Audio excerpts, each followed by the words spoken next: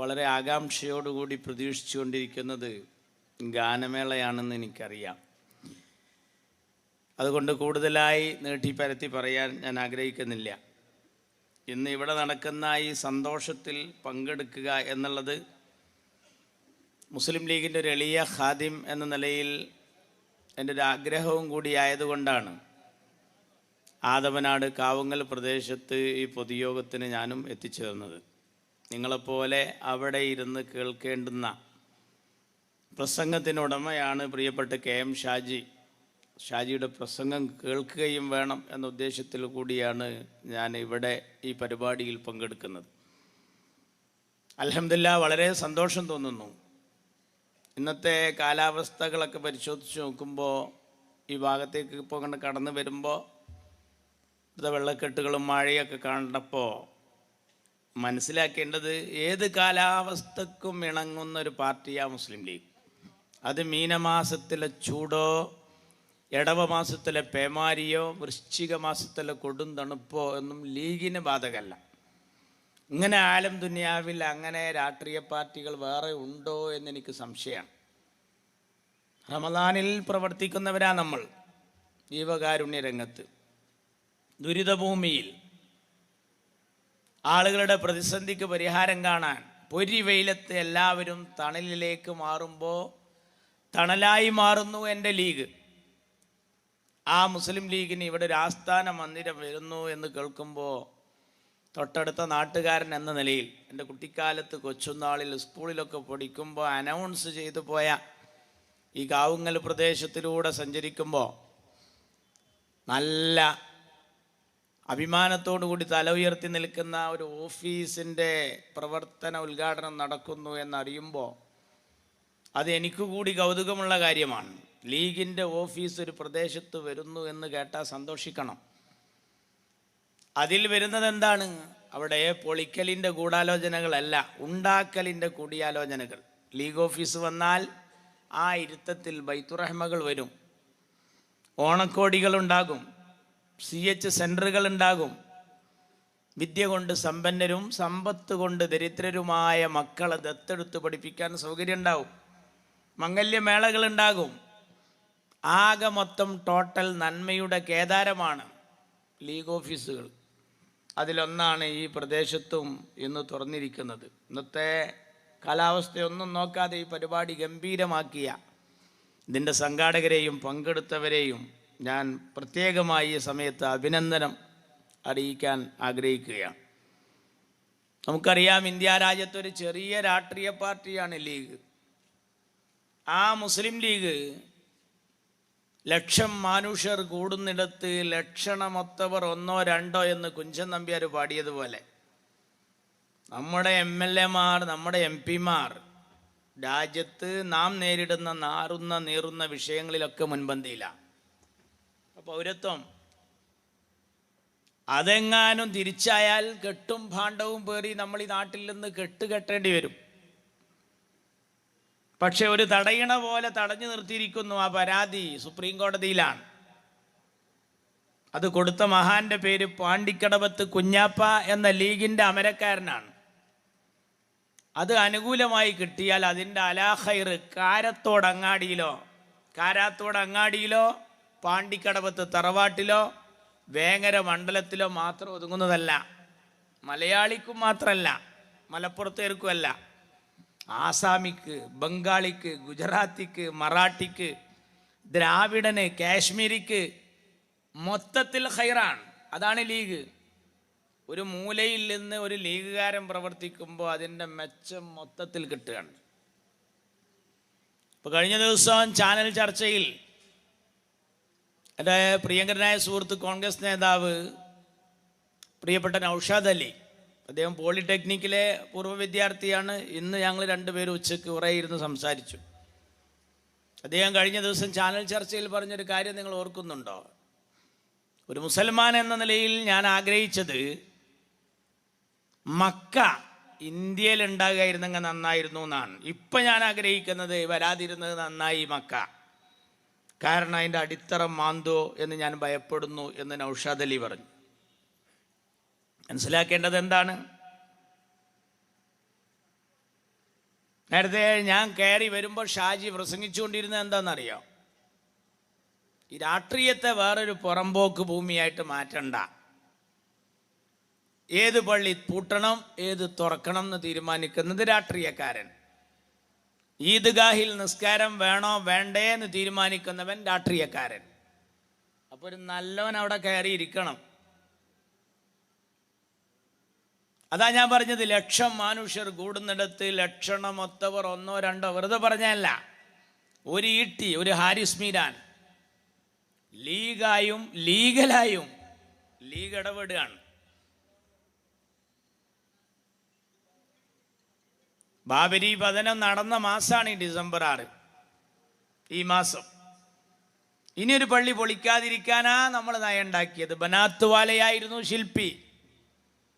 ഈ ആദമനാട്ട കുടുംബയോഗങ്ങളിൽ കുഗ്രാമങ്ങളിലൊക്കെ ബനാത്ത് വാല സാഹിബ് വരുമ്പോൾ വോട്ട് ചെയ്യാനുള്ള കള്ളാ എനിക്കുണ്ടായില്ല.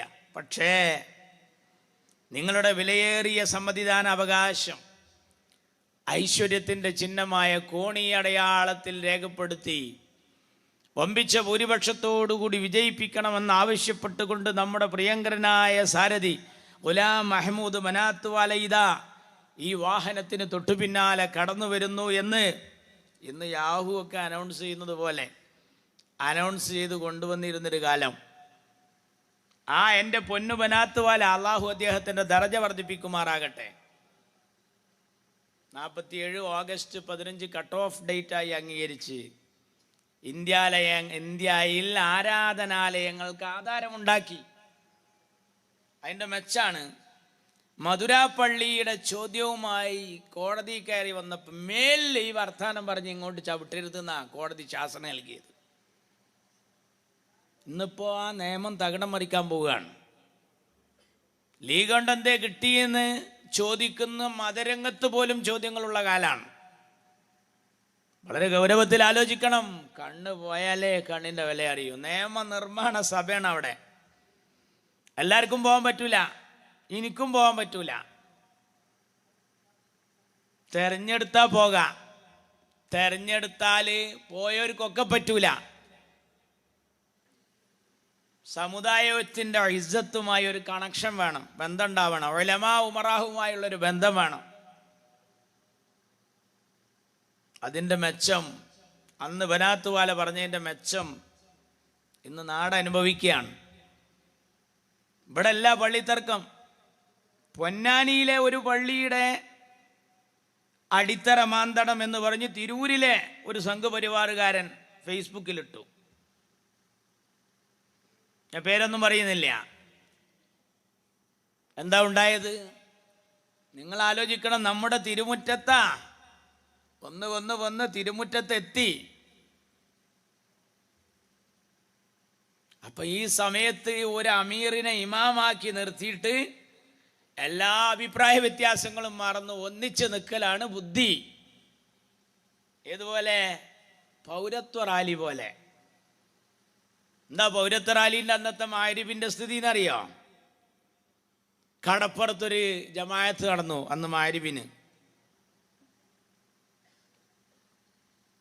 കടപ്പുറത്ത് അന്നൊരു ജമാഅത്ത് നടന്നു മഗ്‌രിബിന്.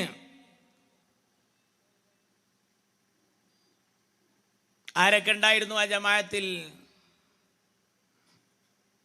കൂട്ടത്തിൽ ഒരാൾ ഇമാമ് നിന്നു.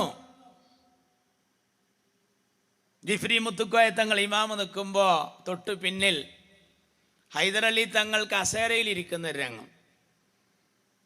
ഇപ്പുറത്ത് കാന്തപുരം, അതിൻ്റെ തൊട്ടടുത്ത് ജബ്ബാർ മൗലവി, സമസ്താന കേരള ജമിയത്തുൽ ഉലമ. അതിൻ്റെ അടുത്ത് സമസ്ത കേരള ജമിയത്തുൽ ഉലമയുടെ മറ്റൊരു നേതാവ് ഹുസൈൻ മടവൂർ, അബ്ദുള്ള കോയ മദനി, ആരിഫ് അലി, അബ്ദുള്ള കോയ മദനി, MI അബ്ദുൽ അസീസ്, കാഞ്ഞാർ മൂസ മൗലാന. ആ മോഡലിലാവണം ഖിയാമം വരെ. ഒരു സായ പോരാ മഗ്‌രിബ്. എന്താ കാര്യം? തല പോകുന്ന കാര്യം വരുമ്പോൾ തലയുള്ളവരൊക്കെ ഒന്നാകണം. അവിടെ ഈ കഷണ്ടിയാണ്, മറ്റവൻ്റെ വെട്ട് ശരിയായില്ല എന്ന് തർക്കിച്ച് നിൽക്കേണ്ട സമയമല്ല. അത്യന്ത അപകടകരാണ്. അതാണ് സയ്യിദ് സ്വാദിഖ് അലി ശിഹാബ് തങ്ങൾ ഈ സമൂഹത്തോട് പറയുന്നത്. അതിലിടയ്ക്ക് ഹുസൈൻ മടവൂർ ഒരു ലേഖനം എഴുതി, ഒന്നാവണമെന്നില്ല, ഒന്നിച്ചിരുന്നാൽ മതി. അതൊരു കെഞ്ചി പറച്ചിലാണ്. എൻ്റെ 20 റക്അത്ത് തറാവീഹ് അടിയറ വെക്കാതെ, എൻ്റെ സുബഹിയിലെ കുനൂത്ത് നഷ്ടപ്പെടുത്താതെ ഞാൻ എല്ലാവരെയും മാനിക്കണം. ഒരു ഫുട്ബോൾ ടീം പോലെ. ഫുട്ബോൾ കളിയിൽ എല്ലാ ടീമും ഉണ്ടാവും, എല്ലാ ആൾക്കാരും ഉണ്ടാവും. SDP ഐക്കാരുണ്ടാവും, PDP ഉണ്ടാവും, ലീഗ് ഉണ്ടാവും, യൂത്ത് കോൺഗ്രസ് ഉണ്ടാവും, യൂത്ത് ലീഗ് ഉണ്ടാവും, വെൽഫെയർ ഉണ്ടാവും, എല്ലാം ഉണ്ടാവും.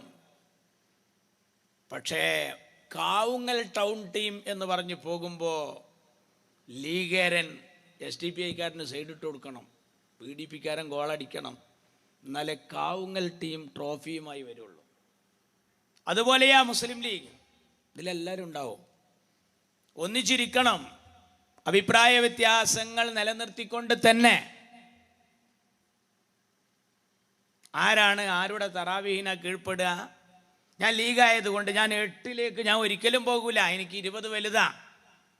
8ഉള്ളവൻ 20ലേക്കും വലിച്ചു കൊണ്ടുവരാൻ കഴിയില്ല, അവൻ അതും വലുതാണ്. ആകത്തുക ലീഗ് എന്താന്ന് മനസ്സിലാക്കിയാൽ പിന്നെ ഇവിടെ ഒന്നുമില്ല. വാട്സപ്പും ഫേസ്ബുക്കൊക്കെ നോക്കുമ്പോൾ സങ്കടം തോന്നുകയാണ്. നമ്മളൊന്ന് മനസ്സിരുത്തിയ അതൊക്കെ കഴിഞ്ഞ് മക്കളെ, മുസ്ലിങ്ങൾക്ക് മാത്രം വോട്ടുള്ളൊരു മണ്ഡലമുണ്ട് ഇന്ത്യയിൽ. മുസ്ലിങ്ങളല്ലാത്ത ഒരൊറ്റ മനുഷ്യൻ ആ വോട്ടർ പട്ടികയില്ല. ഞാൻ ആ പട്ടിക കണ്ട ആളാണ്.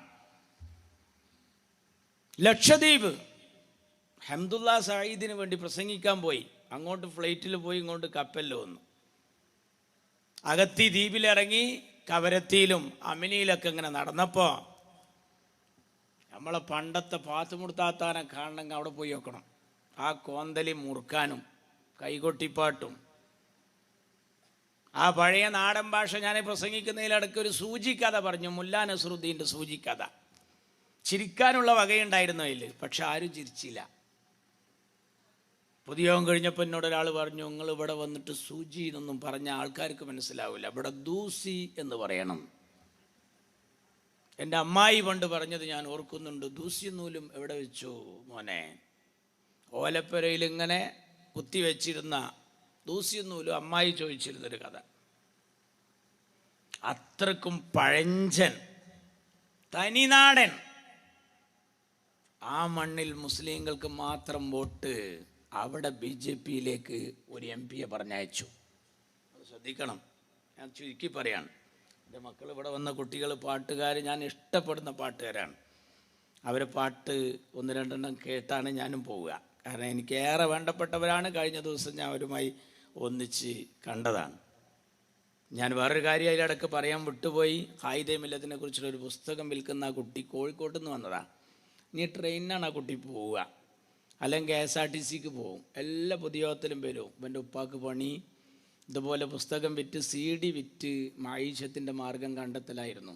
റഷീദ് അലി മരണപ്പെട്ടു, അല്ലാഹു മഗ്ഫിറത്ത് നൽകുമാറാകട്ടെ. ആ കുടുംബത്തിൻ്റെ ഏക പ്രതീക്ഷയാണ് ആ മോന്. നിങ്ങളെടുത്ത് വന്നത് എന്തിനാണെന്നറിയോ? പുസ്തകം വിൽക്കാൻ മാത്രമല്ല, ഉമ്മാനെയും താഴെയുള്ള പങ്കളി നോക്കാനും കൂടിയാണ്. അപ്പോൾ പുസ്തകം ആവശ്യമില്ലെങ്കിൽ പോലും ഒന്ന് വാങ്ങിയിട്ട് ഏതെങ്കിലും മക്കൾക്ക് ഗിഫ്റ്റായിട്ട് കൊടുത്തിട്ട് ആ കുട്ടിയെ വെറും കയ്യോടെ തിരിച്ചയക്കണം. അവൻ നിങ്ങളെ അടുത്തേക്ക് വരുമ്പോൾ നിങ്ങൾ ഈ പുസ്തകം ഒന്ന് വാങ്ങി ആ കുടുംബത്തെ രക്ഷപ്പെടുത്തണം. ഒരു മുസ്ലിം ലീഗുകാരനോടുള്ള സ്നേഹം പ്രകടിപ്പിക്കണം എന്ന് ഞാൻ ആവശ്യപ്പെടുന്നു. അതിൻ്റെ സംഖ്യ കുട്ടി പറയും, ചെറിയ സംഖ്യയേ ഉള്ളൂ. ഒരു കുടുംബത്തിൻ്റെ ഇന്നത്തെ അരിയിൽ നമ്മുടെ ഒരു നാണയത്തൊട്ട് ഒരു കാരണമാകട്ടെ എന്നാഗ്രഹിക്കുന്നു. ലക്ഷദ്വീപ് മുസ്ലിങ്ങൾക്ക് മാത്രം വോട്ടുള്ള മണ്ഡല.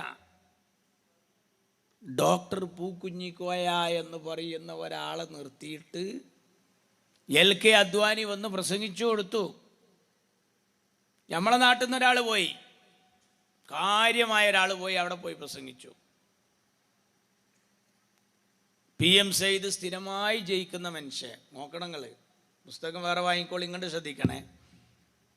PM സയ്യിദ് കൈപ്പത്തി ചിഹ്നത്തിൽ സ്ഥിരമായി ജയിക്കുന്ന മണ്ഡലം ലക്ഷദ്വീപ്. ഞാൻ പറയുന്നത് എന്താ അറിയോ? നമ്മളെ എഴുത്തും വാട്സപ്പും പേപ്പറും കാരണമായി BJPക്ക് ഒരു സീറ്റ് പോയാൽ അപകടം ചെയ്യും. ഈ കൊഞ്ചലക്കാണ് മാറും. ഒരൊറ്റ നിമിഷം മതി എന്ന് പറയാൻ വേണ്ടി മാത്രമാണ്. പാലക്കാട് ആകെ പ്രതീക്ഷയുള്ളൊരു പഞ്ചായത്ത് പിരായിരി. ഞാൻ ഇന്നലെ വനിതാ ലീഗിൻ്റെ പാലക്കാട് ജില്ലാ ഭാരവാഹിയായ ജമീല ടീച്ചറുടെ വീട്ടിൽ കുട്ടികളോടൊപ്പം ഒരു ഫംഗ്ഷൻ വന്നപ്പോൾ വനിതാ ലീഗരുണ്ടായിരുന്നു. അവർ പാലക്കാട് നടത്തിയ വീടിൽ കയറി ഇറങ്ങി നടത്തിയ പ്രചരണത്തിൻ്റെ വമ്പ് പറഞ്ഞപ്പോൾ ഞാൻ അത്ഭുതപ്പെട്ടുപോയി. പിരായിരി പഞ്ചായത്തിൽ മാത്രം ക്യാമ്പ് ചെയ്തു നമ്മുടെ വനിതാ ലീഗ്. കാരണം എന്താ അറിയാം, മുസ്ലിം ന്യൂനപക്ഷമാണ് അവിടെ കൂടുതൽ. അവിടെ കിട്ടിയില്ലെങ്കിൽ പിന്നെ എവിടെയും കിട്ടൂല. ഷാഫി പറമ്പിൽ പച്ച തൊട്ടത് മറ്റുള്ളിടത്തൊക്കെ പിറകിൽ പോയപ്പോൾ ഈ ഒറ്റ പഞ്ചായത്ത് എണ്ണിയപ്പോഴാണ് മുന്നിൽ ചാടിയത്. ആ പഞ്ചായത്തിലാണ് 2 പേപ്പർ എന്നത് സമുദായത്തിൻ്റെ പേരിൽ. സങ്കടകരം. ഞാൻ തഹജ്ജുദ് നിസ്കരിച്ച് തേടി. ഈ പോക്ക് മാഞ്ഞാളം കൊഞ്ചലാണ്. ഇത് അപകടം ചെയ്യും. മുസ്ലിങ്ങൾക്ക് മാത്രം വോട്ടുള്ള മണ്ഡലത്തിൽ ലക്ഷദ്വീപിൽ BJPക്ക് ഒരാളെ കൊടുത്തു. വേറെ ഒരൊറ്റ ഹിന്ദു ഒരു അമുസ്ലിമിന് വോട്ടില്ല അവിടെ. ശ്രദ്ധിക്കണം. മുഴുവൻ മുസ്ലിങ്ങളുള്ള സ്ഥലത്ത് ആരാ PM സെയ്ദ്? ഒരാൾക്ക് ദീനില്ലെങ്കിൽ സമുദായം വെറുക്കും. ദീന് പോരാ. നീ PM സെയ്ദ് ആരാന്നറിയ നിങ്ങൾ? വഇബാദുർ റഹ്മാനി അല്ലദീന യംശൂന അലൽ അർളി ഹൗന. അള്ളാഹുവിൻ്റെ അടിമകൾ അവൻ്റെ ഭൂമിയിൽ നടക്കുക സോഫ്റ്റായാണ്, കനല്ലാതെ, നിലത്തിന് വേദനാവാതെ നടക്കുന്നതാണ്.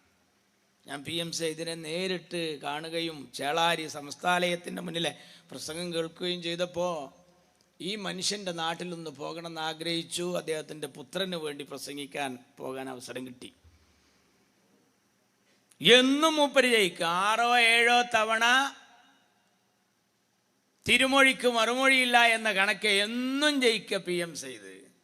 അവിടെ വേറൊരു കോപ്പിരാട്ടില്ല, ഒരു പിശാച്ചുമില്ല അവിടെ. ഏതാ ലക്ഷദ്വീപ്? പാമ്പില്ലാത്ത, തേളില്ലാത്ത, നായയില്ലാത്ത, കാക്കയില്ലാത്ത ആ ലക്ഷദ്വീപിൽ കുറച്ച് കാക്കാമാര് തകടം മറിച്ചു പോയി, കൈവിട്ടു പോയി. ഈ PM സെയ്ദ് ആരാറിയോ? PM സെയ്ദ് തഹജ്ജുദ് നിസ്കരിക്കാൻ വേണ്ടി PAനോട് ഇഷാർത്താക്കുന്ന മനുഷ്യനാണ്. തഹജ്ജുദിന് സമയമായാൽ ഒരു PA വന്ന് മൂപ്പരെ വിളിക്കണം. ഇല്ലെങ്കിൽ പിറ്റേ ദിവസം മൂപ്പര് ചൂടാവും. പാട്ടുകാർ ഓക്കെ ആയിക്കോട്ടെ, റെഡി ആയിക്കോട്ടെ മക്കൾ, അവർ റെഡിയാകുമ്പോഴത്തേക്ക് ഞാൻ നിർത്താം. എൻ്റെ പ്രസംഗം കേൾക്കാനല്ലാതെ ഞാൻ പറഞ്ഞല്ല, ഞാൻ വേഗം അവസാനിപ്പിക്കാം. കാരണം കാലാവസ്ഥ അങ്ങനെയാണ്. സ്ത്രീകളൊക്കെ പാട്ട് കേൾക്കാൻ വന്നിരിക്കുന്നുണ്ടാവും. 5 മിനിറ്റ് കൊണ്ട് അവസാനിപ്പിക്കാം. ഞാൻ ഇത് പറഞ്ഞ് അവസാനിപ്പിക്കാം. ചെയറൊക്കെ മാറ്റി അവർ കയറിക്കോട്ടെ, കുഴപ്പമില്ല. PM സെയ്ദ് സ്ഥിരമായി ജയിക്കുന്ന ആളാണ്. അവിടെ LK അദ്വാനി വന്ന് പ്രസംഗിച്ചു. നമ്മളെ കൊടുത്തുന്ന ഒരാൾ പോയിട്ട് പറഞ്ഞു, നമ്മളെ സഹോദരിമാരോട് പോയിട്ട് പറഞ്ഞു, PM സെയ്ദ് ഇനിയും ജയിച്ചാൽ നാളെ അള്ളാഹുവിൻ്റെ മുമ്പിൽ നിങ്ങൾ സമാധാനം പറയേണ്ടി വരും. വിശ്വസിച്ചു. പാവങ്ങളാണ്, പാവങ്ങളാണ്. ഈ പാവങ്ങളോട് സന്ദീപ് നായർ പണ്ട് ഇങ്ങനെയായിരുന്നു എന്ന് പറഞ്ഞാണ്ട് എങ്ങാനും ഒരു പേപ്പർ ഇട്ട് എന്താണ്ട് കയറി അപകടം ചെയ്യും. എന്താ അറിയാം, നമ്മൾ ചിന്തിക്കായിട്ടാ. ഞാൻ ആ എണ്ണി തീരുന്ന വരെ വലിയ ബേജാറിലായിരുന്നു. ഇനി ചൊല്ലി പറയാത്ത ഒന്നുമില്ല. ഞാൻ ഹാഫിളാകുകയാണെങ്കിൽ അന്ന് ഹാഫിളാണ്. അങ്ങനെ ഇരുന്ന് ഓതിക്കണം. നിങ്ങൾ ഈ രസമൊക്കെയാണ്. ചില ആൾക്കാർ പറയല്ലോ കോൺഗ്രസ് ഒന്നാണ്ട് തോൽക്കണോ, അതുപോലെ PMS കോൺഗ്രസ് ഒന്നാണ്ട് തോൽക്കണം, ലീഗ് ഒന്നാണ്ട് തോൽക്കണം. അപ്പോഴാ രസം. അപ്പോഴൊന്നല്ല രസം. BJP ഒന്ന് വന്നു നോക്കണം. പണ്ട് ഹോട്ടലിൽ ചോറ് നിന്നതിന് ചങ്ങായിനോട് ചോദിച്ചല്ലോ രസം വേണ്ടേ? ചങ്ങായി പറഞ്ഞു രസമൊക്കെ ലാസ്റ്റായിരുന്നു. ലാസ്റ്റ് പൈസ കൊടുക്കാതെ ഒറ്റ പാച്ചില്ല. അപ്പോഴായിരുന്നു രസം. നിങ്ങൾ വിചാരിക്കണ മാതിരിയല്ല ഈ കൊഞ്ചലൊക്കാണ്ട് തീരുമായിരുന്നു. അത് എണ്ണി തീരുവോളം ശ്വാസം അടക്കി പിടിച്ചിരിക്കുകയായിരുന്നു. നമുക്കൊരു രസം. വോട്ടിൻ്റെ അന്നാണ് മര്യാദക്കാരാകേണ്ടത്, അല്ലാത്ത ദിവസം മര്യാദക്കാരായിട്ട് കാര്യമില്ല. വോട്ടിൻ്റെ അന്നാണ് മര്യാദക്കാരാവേണ്ടത്. ഇല്ലെങ്കിൽ എല്ലാം പോയിപ്പോവും, അപകടം ചെയ്യും. പിന്നെ CPM അവർക്ക് പിന്നെ അതൊരു രസമാണ്. ചാനൽ ചർച്ചയിലൊക്കെ ഇപ്പോൾ ഇരിക്കുമ്പോൾ നിങ്ങൾ ഈ ഓരോ ദിവസവും ഇങ്ങനെ വെറുതെ ഇപ്പം നമ്മളൊക്കെ കയ്യിൽ ഈ മൊബൈലുണ്ടല്ലോ, യൂട്യൂബ് ഒന്ന് അടിച്ചു നോക്കി. ഒരു CPM-കാരൻ ഇരിക്കണ ചാനൽ ചർച്ചയിൽ എന്താ പറയണെന്ന് ഓനക്കല്ലാതെ ഒരു മഹ്ലൂക്കിനും തിരിയില്ല. ഇങ്ങനെ വളച്ചൊടിച്ച് ഞാൻ എൻ്റെ പ്രസംഗത്തിൽ വീണതിന് വീണു എന്നല്ല പറയുക.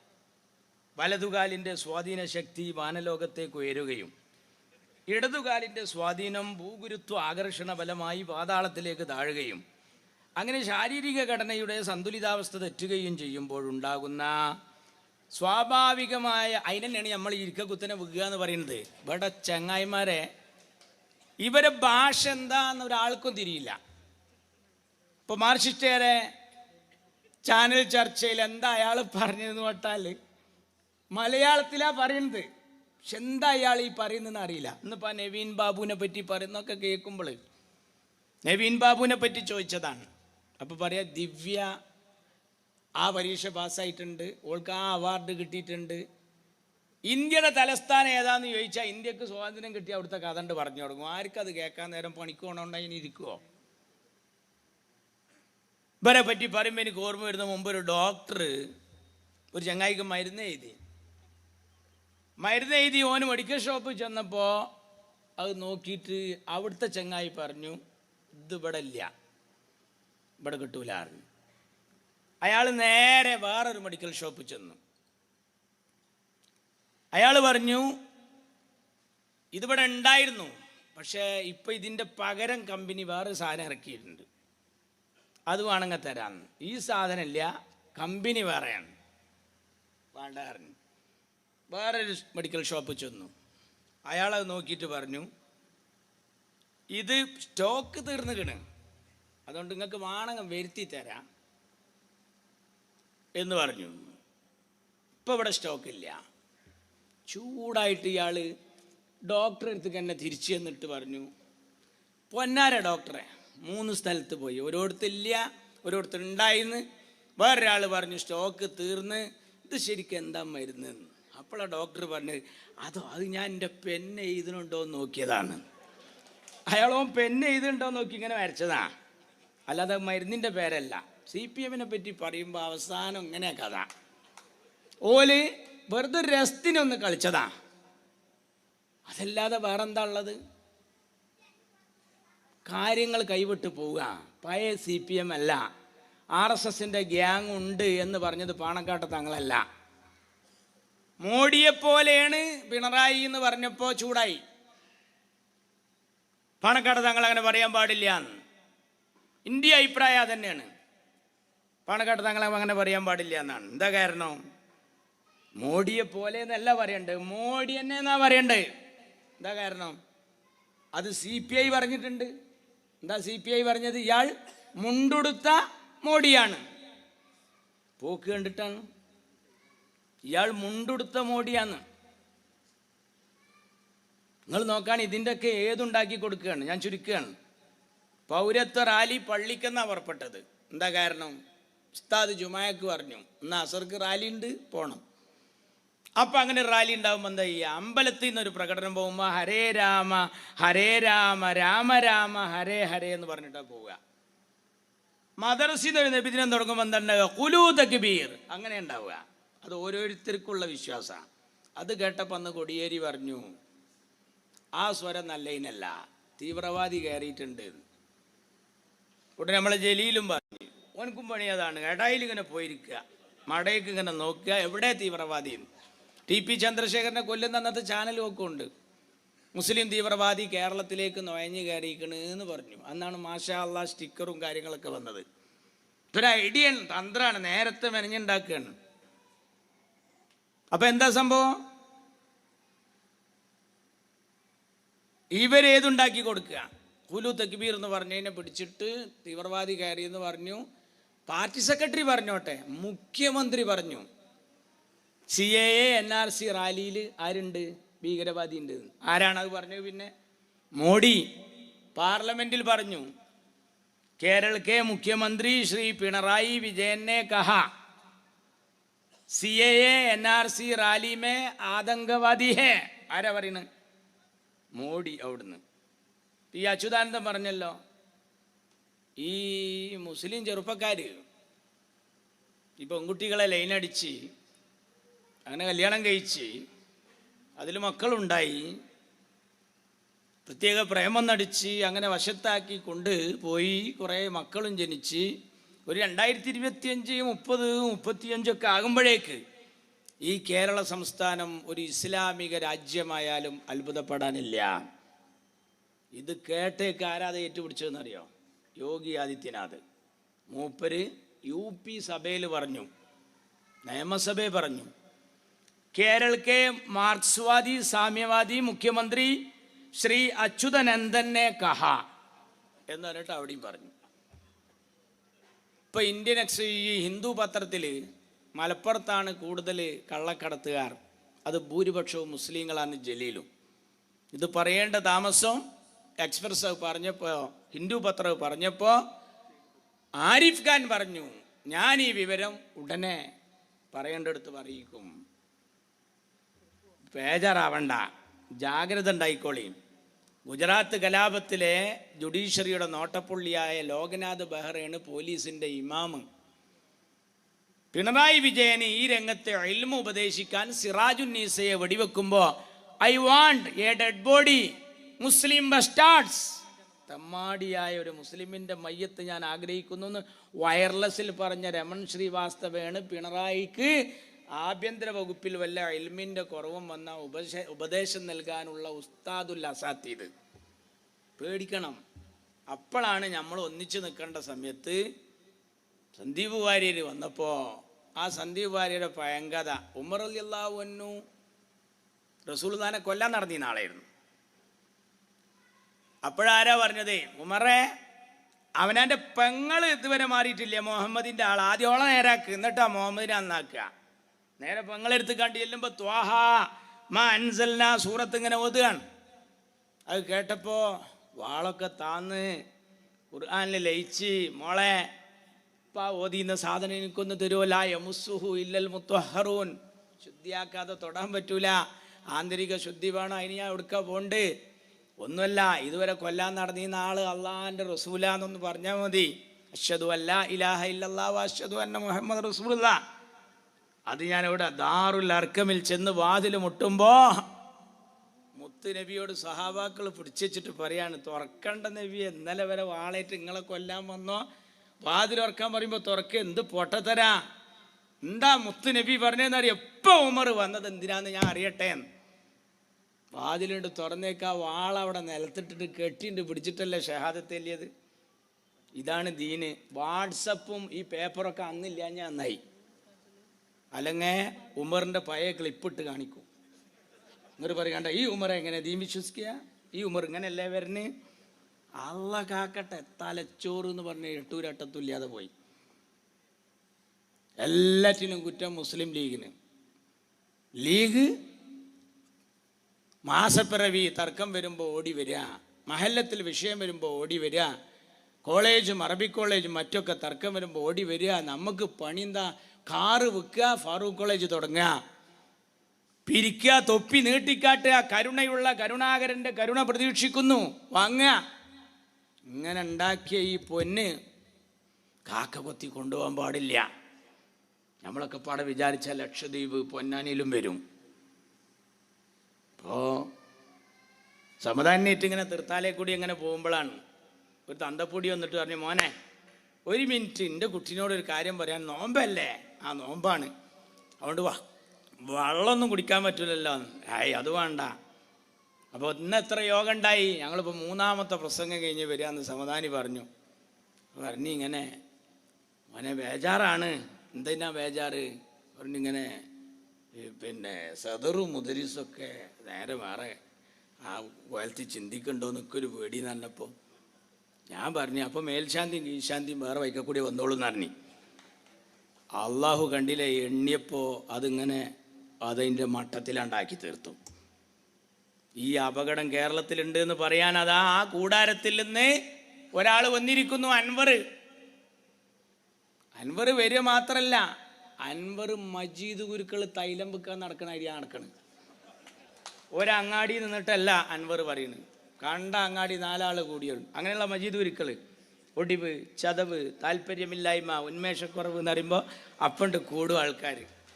അതിലിങ്ങനെ ചെറിയ പ്രശ്നമുള്ള ഒരു കാലൊക്കെ നീട്ടി കൊടുക്കുമ്പോൾ ഇപ്പം എങ്ങനെയുണ്ട്. കൂത്തുപറമ്പ് എന്നാണ് കാലുവേദന ഉള്ളവരൊക്കെ വന്നത്.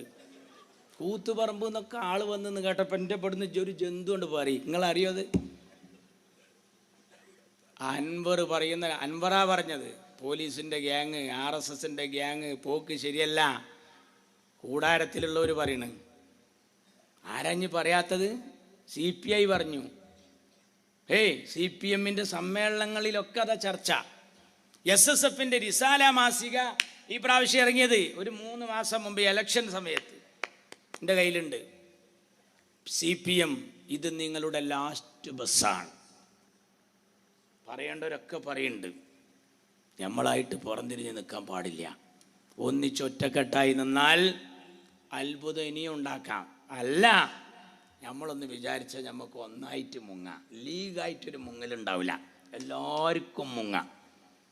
ആ ഗൗരവം മനസ്സിലാക്കി മുസ്ലിം ലീഗിൻ്റെ പൊന്നാപുരം കോട്ട എന്ന് വിശേഷിപ്പിക്കാവുന്ന ഈ പ്രദേശത്ത് ഒരുപാട് കാര്യങ്ങൾ പറയാനുണ്ട്. ഞാനൊന്നും വിശദമായി പറയുന്നില്ല. മക്കളെ പാട്ട് കേൾക്കണം. നിങ്ങളെല്ലാവരും എന്തൊക്കെ അഭിപ്രായ വ്യത്യാസങ്ങളുണ്ടായാലും സ്ഥാനാർത്ഥി പഞ്ചായത്തിൽ ആരാന്ന് പാണക്കാട്ട തങ്ങൾ തീരുമാനിച്ചാൽ വോട്ട് പെട്ടിയിലുണ്ടാവണം. അന്നത്തെ ലീഗരെ നിങ്ങളെ ആവശ്യം ലീഗിന് ജയിച്ചിട്ടുള്ള ജാഥയിലല്ല, സമ്മേളനത്തിലല്ല, വോട്ടിൻ്റെ അന്നാണ്. ഒരിക്കലും കൈ പിഴക്കരുത്. നന്മയോടുകൂടി മുന്നോട്ട് പോവുക. അള്ളാഹു അനുഗ്രഹിക്കട്ടെ. അസ്സലാമു അലൈക്കും.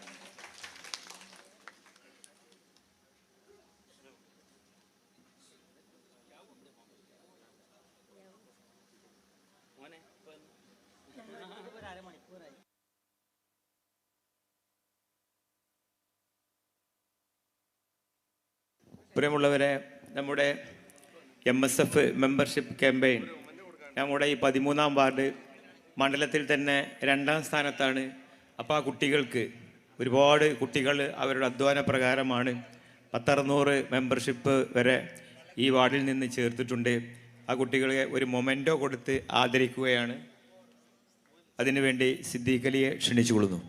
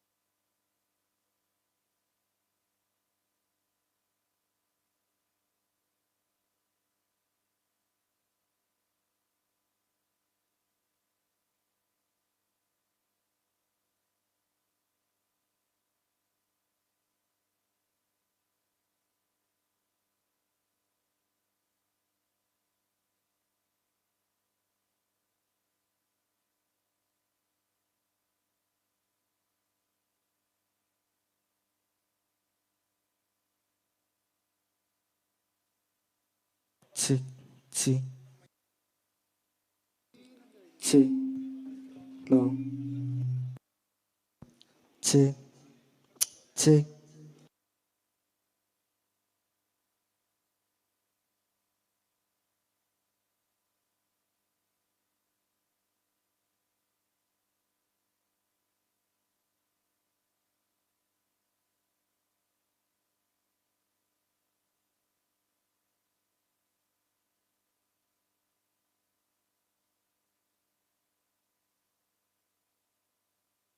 പ്രിയമുള്ളവരെ, നമ്മുടെ ഈ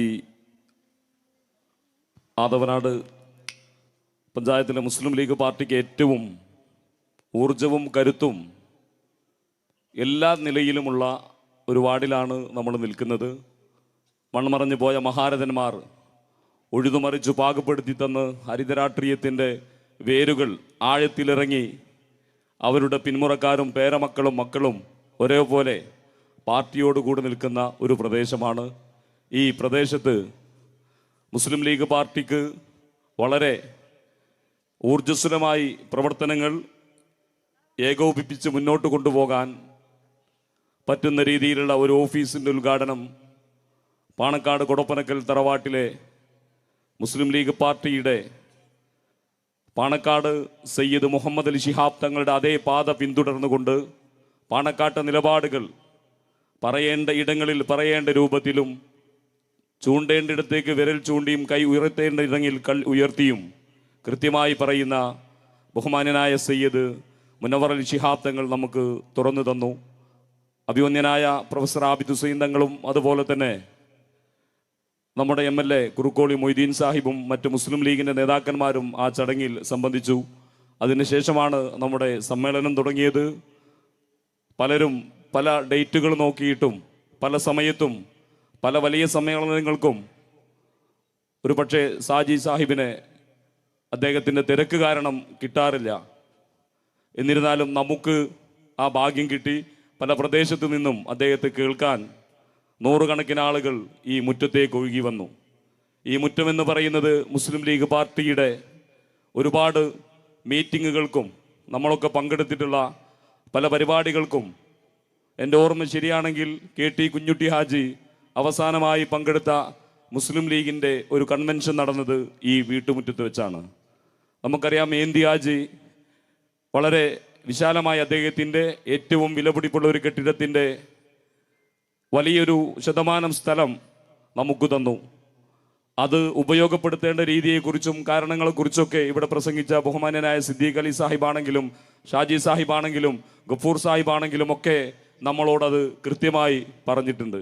ഏതായാലും ഇങ്ങനെ നമ്മോട് കൂടെ നിന്ന് നമുക്ക് വേണ്ടി വരും തലമുറയ്ക്ക് വേണ്ടി ഇത്രയും കൃത്യമായ അവരുടെ സമ്പത്തിൽ നിന്ന് ഒരുപാട് സമ്പന്നന്മാർ നമുക്കിടയിലൊക്കെ ഉണ്ടെങ്കിലും അവരുടെ സാമ്പത്തികം ഇത്രമേൽ മൺമറഞ്ഞു പോയ മഹാരഥന്മാർ കാണിച്ചു തന്ന പാതയിൽ കൂടെ തന്നെ കൊണ്ടുപോകാൻ നമ്മോട് കൂടെ നിൽക്കുന്ന മുസ്ലിം ലീഗ് പാർട്ടിയെ കെട്ടിപ്പടുക്കാൻ എന്നും കൂടെയുള്ള ഏന്തിയാജി പോലുള്ള അവരുടെ മക്കളൊക്കെ സദാസമയം KMCCയുടെയും അതുപോലെ തന്നെ നമ്മുടെ എല്ലാ പ്രവർത്തനങ്ങൾക്കും സാമ്പത്തികമായി മറ്റുമൊക്കെ എപ്പോഴും നമ്മോട് കൂടെ സഹായിക്കുന്നവരാണ്. ആയുരാരോഗ്യത്തോടുള്ള ദീർഘായുസ് അള്ളാഹു പ്രദാനം ചെയ്യട്ടെ എന്ന് ആത്മാർത്ഥമായി പ്രാർത്ഥിക്കുകയാണ്. ഇനി നമ്മളൊക്കെ കാത്തിരിക്കുന്ന കേരളക്കരയിലെ, നമുക്കറിയാം ഒരു കാലത്ത് കേരളത്തിലെ മാപ്പിളപ്പാട്ട് കലയുടെ വേദികളിൽ നിറസാന്നിധ്യമായിരുന്നു പ്രിയപ്പെട്ട നസീബ് നിലമ്പൂര്. അദ്ദേഹം ഇന്ന് നമ്മോടുകൂടെ ഇവിടെ പാടാനെത്തിയിട്ടുണ്ട്. അതുപോലെ തന്നെ പാണക്കാട് കുടുംബത്തെ കുറിച്ചും മുസ്ലിം ലീഗ് പാർട്ടിയെക്കുറിച്ചും ഇത്രമേൽ ഗാനങ്ങൾ ആലപിച്ച പ്രിയപ്പെട്ട നമ്മുടെ പെൺകുട്ടി, നമ്മുടെ സഹോദരി അസീം വെള്ളില, ആ കുട്ടിയും നമ്മോട് ഇന്നിവിടെ ഗാനമാലപിക്കാൻ എത്തിയിട്ടുണ്ട്. അതുപോലെ തന്നെ നമുക്കറിയാം മുടിക്കോട് എന്ന് പറയുന്ന പ്രദേശത്ത് മുസ്ലിം ലീഗ് പാർട്ടിക്കും അതുപോലെ തന്നെ കേരളത്തിലെ ഇന്ന് നടന്നുകൊണ്ടിരിക്കുന്ന കലോത്സവ വേദികളിലൊക്കെ ഒന്നാം സ്ഥാനത്തേക്ക് എത്തുന്ന മാപ്പിളപ്പാട്ടുകളിലൊക്കെ ആ പാട്ട് എഴുതിക്കൊണ്ടിരിക്കുന്ന പ്രിയപ്പെട്ട മുടിക്കോടിൻ്റെ മകൻ ഇർഫാൻ മുടിക്കോട് നമ്മുടെ വേദിയിലുണ്ട്. അതുപോലെ തന്നെ പ്രിയപ്പെട്ട നമ്മുടെ കൊച്ചനുജൻ ഗായകൻ അസ്മിൽ ദൂത, ഇവർ നയിക്കുന്ന ഒരു ചെറിയ ഇശൽ വിരുന്ന് ഈ വേദിയിൽ നടക്കുകയാണ്. മുസ്ലിം ലീഗ് ഗാനങ്ങളും നമ്മുടെ നേതാക്കന്മാരെ കുറിച്ചുള്ള ഗാനങ്ങളും മാപ്പിളപ്പാട്ടുകളും ഒക്കെയായി കുറച്ച് സമയം അവർ നമ്മോടൊപ്പം ഉണ്ടാകും. അവരെ ഇശലിൻ്റെ ഈരടികൾ കോർത്തിണക്കി ലീഗ് ഓഫീസ് ഉദ്ഘാടനം വർണ്ണാഭമാക്കാൻ വന്ന നിങ്ങളെ 4 പേരെയും ഈ പ്രൗഢമായ സദസ്സിലേക്ക് സ്വാഗതം ചെയ്യുകയാണ്.